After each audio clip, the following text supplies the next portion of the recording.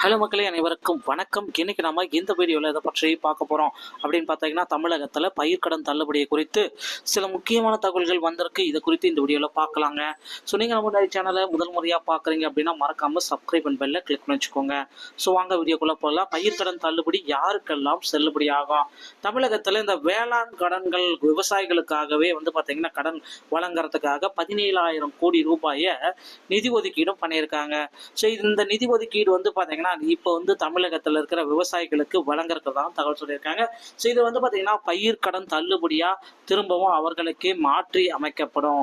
So கண்டிப்பா பார்த்தீங்கன்னா இந்த விவசாயத்துல இருக்கிற விவசாயிகளுக்கு பார்த்தீங்கன்னா இந்த பயிர் கடன் தள்ளுபடியை ஒட்டு மொத்தமா கொடுக்கலாம் அப்படின்ட்டு பார்த்தீங்கன்னா சட்டப்பேரவையில 2025 மற்றும் 26 உடைய நிதி ஒதுக்கீட்டிலேயே இது குறித்து தகவல்கள் எல்லாமே பேசிட்டாங்க.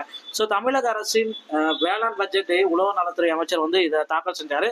இதுல பார்த்தீங்கன்னா தமிழக பட்ஜெட்ல அதிக அளவுல பார்த்தீங்கன்னா பயிர்க்கடன்களை ஒட்டுமொத்தமா தள்ளுபடி செய்யலாம் அப்படின்ற அளவுக்கு யோசிச்சுட்டு இருக்காங்க. ஸோ பயிர்க்கடன் மட்டுமே கிடையாது, நகைக்கடன், விவசாயிகளுடைய மகளிர் சுய உதவி குழுக்கள் கடன்கள், கல்வி கடன்கள் அனைத்துமே தள்ளுபடி செய்யலாம் அப்படின்ற அளவுக்கு யோசிச்சுட்டு இருக்காங்க. ஸோ இது எல்லாமே பார்த்தீங்கன்னா அந்த மே 31 அமலுக்கு வரும் அப்படின்றது எதிர்பார்க்கலாங்க.